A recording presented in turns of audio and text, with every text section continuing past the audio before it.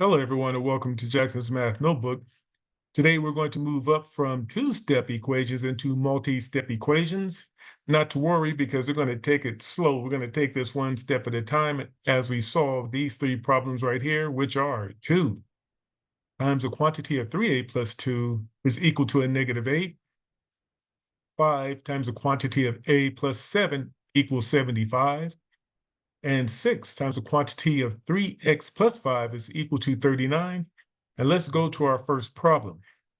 What we're going to do now, we're going to use distributive property, meaning that we're going to distribute the outside number to the numbers inside the parentheses, meaning that we're going to multiply this 2 times 3a, and then we're going to multiply the same 2 times this 2 on this side of the equal sign. We're going to leave negative 8 alone for now, but let us distribute at this moment. And so now we have 2 times 3a, which will give us 6a,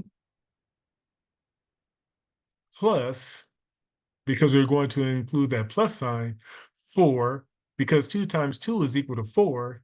Now we got 6a plus 4 is equal to a negative 8. And now we arrived at a two-step equation in which we're going to subtract 4 from both sides, because we want to get the variables on one side of the equal sign and the numbers on the other side of the equal sign, which will leave us with 6a is equal to a negative 12. And at this point, we're going to divide by 6. And why 6? 6 is the number that is next to the letter, so we can get the letter all by itself, and that letter is a. And let us divide that 6 by both sides of the equal sign. 6 divided by 6 will leave us with a or 1a or a. And a negative 12 divided by 6 will give us a negative 2. All right, and so we can go back and check that, and let's see if negative 2 works in this equation. And so let's go ahead and clear that, and then plug in a negative 2 wherever we see a. And so let's go ahead and write that like this. 2 times the quantity of 3 times a negative 2. Remember, we're replacing a with negative 2 now, plus 2. And will that equal a negative 8? And remember, an equal sign cannot tell a lie. So all this right here, although it looks very different, it should come out to a negative 8. And let's see what happens. And so here we have 2 times a negative 6 plus 4. Okay. All right. Or I should say plus 2. Okay, let me make that a 2. So let me start that all over again. Make sure I do that right. That's actually a plus 2 because I jumped ahead and I hadn't distributed yet. I just worked inside the parentheses, so I have to even check myself when working out these problems. Okay, and so now here's what we have. Now we can work inside the parentheses because we can utilize GEMDAS or PEMDAS, whatever your teacher told you. We know that a negative 6 plus 2 will actually give me a negative 4. And a negative 4 times 2 will give me a negative 8. And so that checks out. And let's move on to the next problem, in which we're going to distribute that 5 inside the parentheses to the a and to the 7. And now we have 5a plus 35.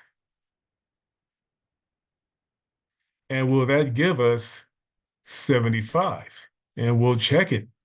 And we're going to subtract 35 from both sides to get numbers on one side and variables on the other side.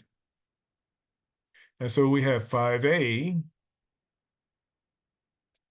is equal to 40 because 75 minus 35 will give me 40.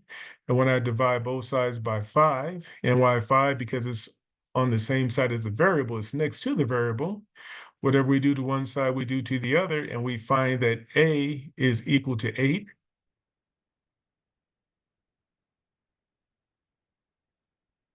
And when we plug in 8, we will discover that 5 times 15, because see, 8 times 7 is 15. 5 times 15 will give me 75. So we're good here. And let's go to our final problem, in which now we're going to have an 18x, because 6 times 3x would give me 18x, plus 30, because 6 times 5 will give me 30, is equal to 39. And let us subtract 30 from both sides. And we see that 18x is going to equal to 9. All right. And let us divide both sides by 18, because 18 is the number that is next to x. Okay. It is the coefficient. And so, yes, we're going to cancel these out, because 18 divided by 18 is 1x, or just x. And that's going to be equivalent to 9 over 18. However, if we simplify 9 over 18, it's going to equal to 1/2, because 9 is half of 18, which simplifies to 1/2. And this is how you solve multi-step equations that involve distributive property. You received a lot of information here, and hopefully you're not too overwhelmed. But if you are, please pause the video, try to do the problems on your own, or replay the video as many times you need to gain a deeper understanding of multi-step equations. But not to worry, more are on the way. But in the meantime, please comment, share, like, and subscribe to Jackson's Math Notebook for more content. Thank you and goodbye.